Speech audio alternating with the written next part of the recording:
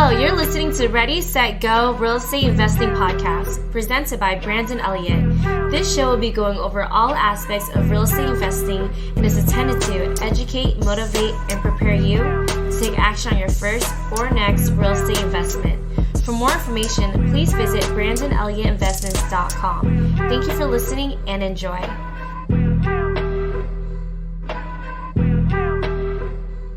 Welcome back, everyone, to Ready, Set, Go Real Estate Investing Podcast. I'm your host, Mr. Brandon Elliott. I'm excited today. We're going to be diving. Well, I'm not so excited, honestly. I get in the routine of saying this damn slogan every time, but honestly, this last week has been a tough one. And I've always come shooting from the hip and just being raw, transparent, and authentic as possible. I believe breakthroughs come from full true transparency is what I'm trying to say. And it's not always easy having those tough conversations, right? As entrepreneurs, we're always willing to do whatever it takes and diversify, jump into partnerships. And what I wanted to tell you guys is that this episode right here, right now, if you're considering and thinking about jumping into a partnership with anybody in the near future, or if you're currently in one, or whatever it may look like sometime in the far future, I highly encourage you guys to tune into this episode right here, right now, to be able to really have all your ducks in a row before you just jump into any type of partnership. Okay. I've been on both sides. I've been on the side of good partnerships. I've been on the side of bad partnerships, and I've been on the side of investments not working out, and just, it could have been better. Okay, it could have been better for many, many reasons. And it's all part of the process. It's all part of the trial and error of an entrepreneur going at it and really trying to diversify, trying to make things work at the end of the day. Not all things work. Many of my friends that are very, very successful entrepreneurs, mentors of mine, that you see all their success now, right? They're making 10, 20, 50, 100 million, right? Those guys will be the first and foremost to tell you, like, hey, I failed at 20, 25, 30 investments, 30 different business ideas. I've gone down that path and I failed every single one and then hit a home run on this one, right? So it's all part of the process. It's how you take things, it's how you interact, and it's how you really compose yourself afterwards. Pick yourself off the ground is how you're going to make yourself out of this and actually move forward or not, right? Some people buckle up and like curl in a ball and then hide and curl up when shit hits the fan, being very blunt about it. But we are in a recession right now. We are in some tough times that are going to come in the near future. Not for everybody, but for the unsophisticated or for individuals that are just getting risky, right? Like, you could be sophisticated, just making mistakes. You could be on the wrong side of the seat when the music stops and you forgot to sit down, right? And that's okay. I pray and I hope that everybody finds this message before then. And I hope that this hits home with somebody and that they truly take notes on this and learn from my mistakes. Because when everything sounds amazing and there's partnerships involved, there's new opportunities in front of you and you're getting all excited. You see the money coming in, you see opportunity right there, and you guys are all hyped up and excited to join ventures together and do something big together. A lot of us rush into those things, especially if the rest of the country's doing it or riding that wave or whatever it may look like, right? It is very common to see yourself making these mistakes. And what I want to encourage you to do is do it the right way. Okay, so I wrote down a long list, not a fully long list, but a long enough list that I think you should definitely stop whatever you're doing right now and take notes on this stuff if you're seriously considering getting into a partnership in the near future. Okay, because like I said, I've been on the bad side of these partnerships and I've been on the good side and everything in between multiple times doing this over the years. And what I keep on finding is there is a strategic way to do this that really sets you up for success. So first and foremost, understanding each person's role, right? And really their strengths. So you really want to start off with identifying what they are good at, really taking the personality test, really understanding this individual fully inside and out. Like hang out with them. Don't rush into a relationship if you don't know them for 6 months to 12 months. Like really know them and hang out with them on a deeper level on all type of occasion, type of atmospheres, not just, a couple times at Starbucks, right? Like not just at church, not just at, all types of occasions in front of big groups and in front of business meetings and other, atmospheres. And don't rush into something. Take your time with it and see what it can truly do for you in the long run. When you see how people are, are they messy? Are they clean? Are they organized? Are they analytical? Are they detailed? Are they punctual? Are they, do they keep their word? Do they break their word? Do they get a little mouthy? Like, how do they deal with frustration? What are their strengths? What are their weaknesses? How do they deal with pressure? And then how do they even deal with failure? Because at the end of the day, we're all going to fail. We fail every single day, and that's okay. In the gym, we're shooting to fail. We are aiming to fail. We keep working out until we fail so that we can get, more buff. So you really want to focus on knowing these individuals inside and out. Don't rush into it. And identify that opposites do attract, right? Like when you're in a relationship with a significant other, right? It is so mind blowing to see how opposite Jennifer and I are, but we're so perfect for each other at the same time. And you're going to see that in a lot of business relationships too. But even though the opposites, you guys are completely opposite or think totally differently, it's important to have the same respect for each other and overall the same goals and vision to be able to row this boat. Like think of the business as a boat and think about the end goal in mind. And do you guys share that same goal and vision? Because at the end of the day, if you do not, or if any of that is slightly tweaked at all, and it's not exactly the same, then identify that, okay, as shit starts hitting the fan, or as it gets more difficult, or as you guys are in a year, 2, 3, 5, 10, 20 years down the road, what is this truly going to look like? Right? Like, because people change over time, people's goals and vision change over time. So are you guys going to stay within sync, like together, and truly want to have the same overall effect at the end of the day? You really do want to complement each other's gifts. Like we're all gifted a certain type of technique, a certain type of calling, right? That we are naturally good at, naturally succeed with, and enjoy doing, right? I call that our gifts. Right? It's something that you are crushing it with and you love doing it. You could do it all day, right? Those gifts are priceless, and it's important to try different things so that you acknowledge and identify truly what your gift is, what your purpose is, what your calling is, and then match up with somebody that has an opposite gift that you suck at, that you're not good at, that you do not enjoy. Like those opposites end up helping each other out. And that's what I'm talking about when opposites attract. But you don't want to rush into it.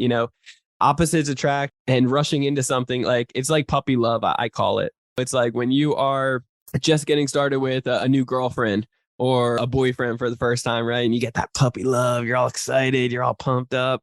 You want to rush into it right away. Slow and steady is going to win the race in this, because you really want to identify the accountability chart, the R&R at the end of the day, the roles and responsibilities. Right? The roles and responsibilities. What is on your accountability chart? First off, like who's handling the finances, the operation and procedures, the sales and marketing, the overall management underneath each one of those, right? Like who is going to be responsible for all these different pieces of the puzzle here? And how are you guys going to figure out each other's roles and responsibilities? Because what I've seen in the past is people don't write this stuff down in the beginning. People don't take the time to acknowledge, what their personality tests are, or identify. They're riding the wave of all the excitement. Like, oh yeah, we can get all these numbers. I'm excited. I crush it over here. You got the leads. You got the money. Cool. Let's partner up. Let's do this. Boom. And then quickly after, you start seeing things fall apart, lack of transparency, no meetings, no accountability. You don't know where the ship is going, where the boat's going here. You don't know how to be able to take it to the next level. You got questions. and you're asking questions, but you're not asking it thoroughly. You don't know what to ask. You are the other person's getting frustrated because of these questions. You're getting deterred from those. All these different things are going to start piling up, and it really slowly turns into a worst case scenario. And that's another thing that it's so important to really sit down and think about, what does the end look like for us? What does the end look like for us? Are we going to be doing this for 5 years, 10, 20 years, 30 years? Like, what does this look like? Things change so much over a short period of time, let alone a long period of time, right? What does the end look like for us working as a partnership, as well as what does the worst case scenario look like? Like, what if this happens or this happens? How are you going to respond? What if we hate each other? What if we cannot agree on one damn thing? What if we get so frustrated because the other person isn't working, the other person is, they're going on too much vacation? What if there's not enough accountability? What if there's not enough finances, structure? How do we deal with the pressure then? You want to have those tough conversations. And this really leads into my next tip of the day here is you want to lawyer up from the beginning.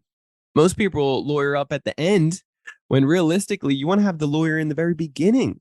If you're jumping into a partnership, if there's going to be some real big money around, what's big money to you is, it could be huge money to somebody else. I don't know.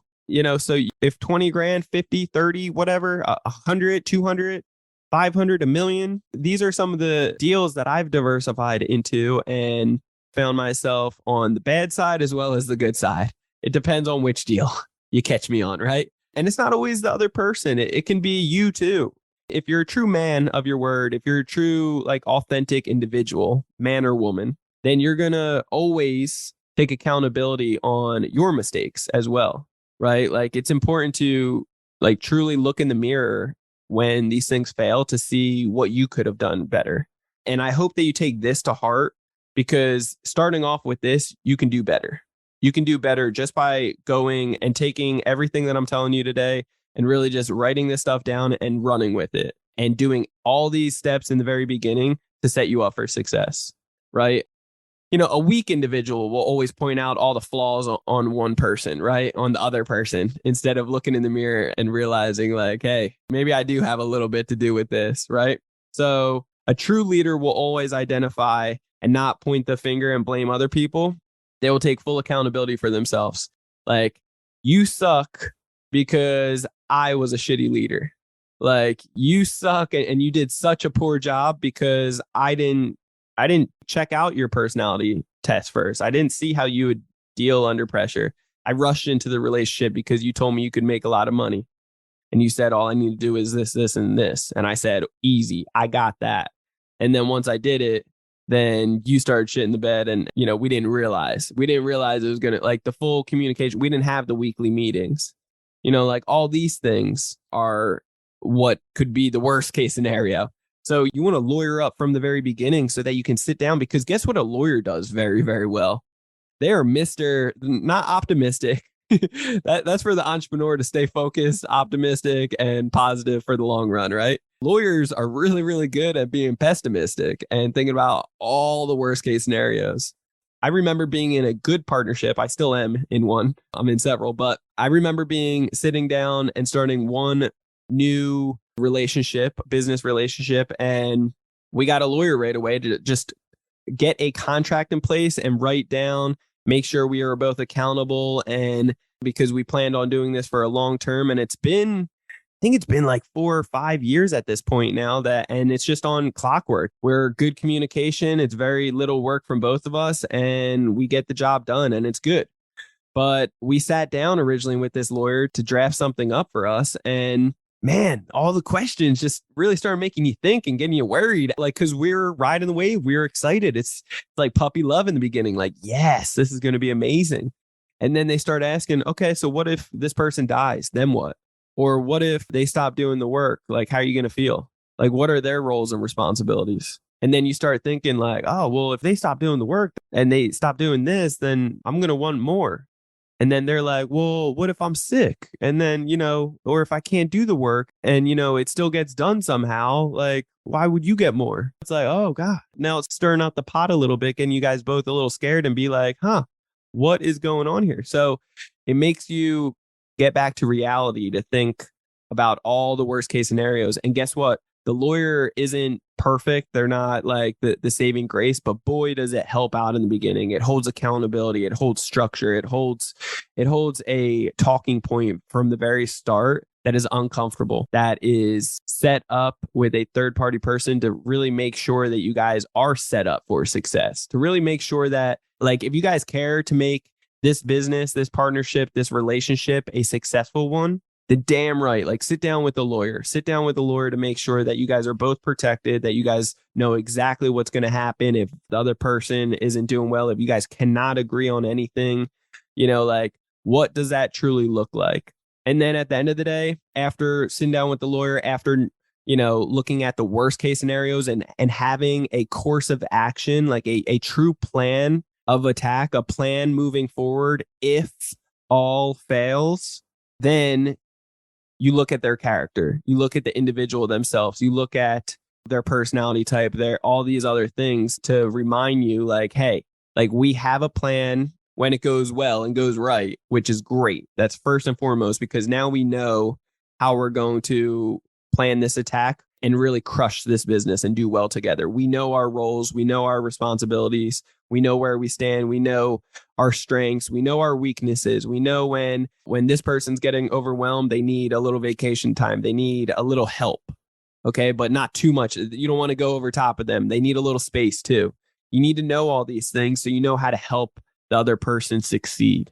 And it's a partnership, right? Like, when somebody's down and out, like, they need a hand to get picked up, you need to know what is really going to benefit the other, right? So setting all this stuff up in the beginning, you obviously know how to win and you have that plan moving forward. But the worst case scenario, if it doesn't work out, you have a plan to exit as well, gracefully, ideally.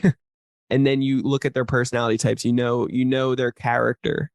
And then at that point, you guys can really make a stronger, better, intelligent, like, sophisticated decision on this new partnership.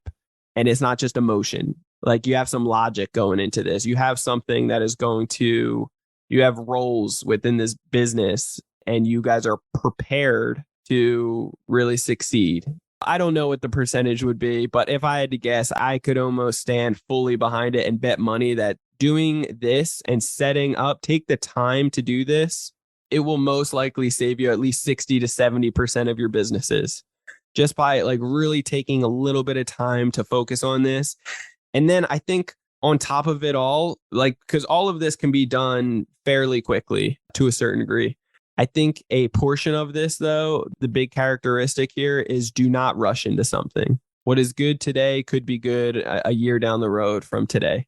So focus on slow and steady wins the race. Don't just jump into this relationship that's brand new. If you have a relationship with this individual and you guys have been buddies for a long time and you guys know how each other work, then at that point, it could be a good fit, right? But understand, think of it like this too. Like, if you've ever been best friends with somebody and you guys love hanging out, you guys hang out every single day. But then when you guys move in together and you guys are around each other 24/7, like, is it still the same?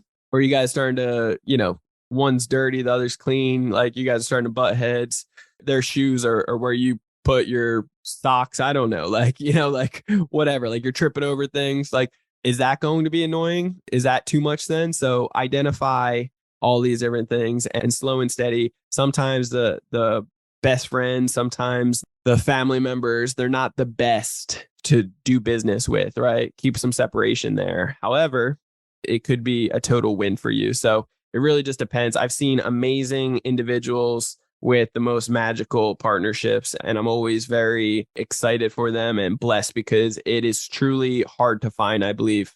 Because it's important too, when you're identifying the personality types and overall just the characteristics of people, like, you have your integrator and then you have your visionary. Like, I'm more of a visionary. I can see the big picture and I'm more of a shot caller. Like, I know where we're heading. I know where the company is going, and that's my strengths. I'm good at that. I like sales too. I like interacting with people and getting them results. So I like being on the front line in some cases, but I also like, I can make decisions quickly and I can see where we're heading, and I can make good decisions that are logical, that make sense to really move the boat forward. I don't know how to necessarily do it all, but I can say, hey, I like this. I want to do that. I want to try these things out. And then I can point at people and say, hey, can you do this? And then they'll run off and do it. And those people would be the integrators. Those are the people that love doing the technical stuff, that enjoy it, that are good at it, that just strength in that. I'm not tech savvy at all, right? So you want to be mindful of what your true strengths are going into this stuff. So that's all my 2 cents today, guys. Just being full transparent, fully raw behind this. This past week has been tough because we're getting out of a bad relationship, a bad deal in the past that, is just pins and needles because of just both sides not sitting down, not having that strong accountability, no weekly meetings, no understanding of roles and responsibilities, and the promises that each person was holding on roles and responsibilities are falling apart. And that's, no matter how hard you try, I'm not a person to give up at all. But when my mentor is telling me for the last 6 to 8 months, enough is enough, get out. And I was stubborn enough and determined to make things succeed. Over time, you realize maybe it's not going to succeed. Maybe I should stop dumping money into this as much as I wanted it to. Maybe it's a good time to chuck up the deuces and realize enough is enough and learn from it, sit back, learn. And that's why I'm here today. I'm here to tell you guys that there's a brighter day tomorrow, and for you guys to really sit back and acknowledge that I made some mistakes, just like I'll make more mistakes tomorrow, right? But we should sit back and learn from them. And if I can save you a couple heartaches, a couple sleepless nights, if I could save that for you, some money in your pocket, then by all means, like, that's why we do these episodes. So if you found value today, by all means, do me that solid favor by sharing this out, hit that subscribe button for Ready, Set, Go Real Estate Investing Podcast, and leave that 5-star review, right? Like, you guys know the algorithms, iTunes, especially wherever you listen to your podcast episodes, though, hit the subscribe button. You'll get that newest notification every single Monday. Leave that 5-star review. Greatly appreciate all the love and support. Tag somebody in it that needs to see this, your partner that you're about to walk into. Sit down with them, have them listen to this episode as well. I'm going to run through it really quick. Do not rush into this. Opposites attract. Really sit down and identify each other's gifts and try to complement each other. What does the accountability chart look like? The roles and responsibilities. Understand you guys should have the same goal and vision at the end of the day, and it may change in the future. So having those weekly meetings and identifying each other's personality types, all of that is going to help out tremendously.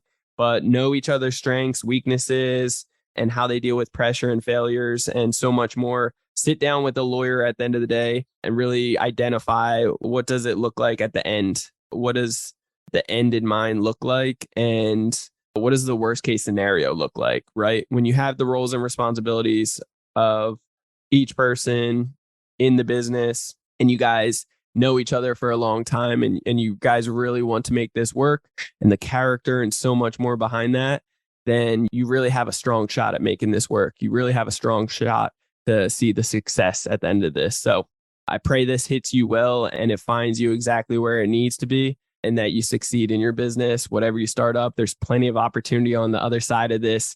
And in the next 6 to 12 months in this recession, it's going to heat up and get very juicy. It's going to get very good. So be prepared for that. If you guys need anything related to credit so that you guys are prepared for that, then what are you waiting for? Check out www.creditcounselelite.com. That's creditcounselelite.com to set you up for success. Watch our webinar. It will give you all the breakdown. It's 1 hour long. It will teach you all of the full possibilities of credit and see if we're a good fit. We give a complimentary 45-minute call afterwards, a Zoom call with one of my high executive coaches on there. Otherwise, I'll be on those calls to see what kind of questions do you have, how we can set you up for success, and if it's a good fit, actually working together in Credit Counsel Elite, our mastermind groups. And what that looks like is we're going to teach you how to be able to get to the 800 club, but get several six figures in funding, sign up bonuses, business credit to $1 million plus in 12 months. And every 6 months, you can get 3, 4, 5, 600,000 in new credit lines.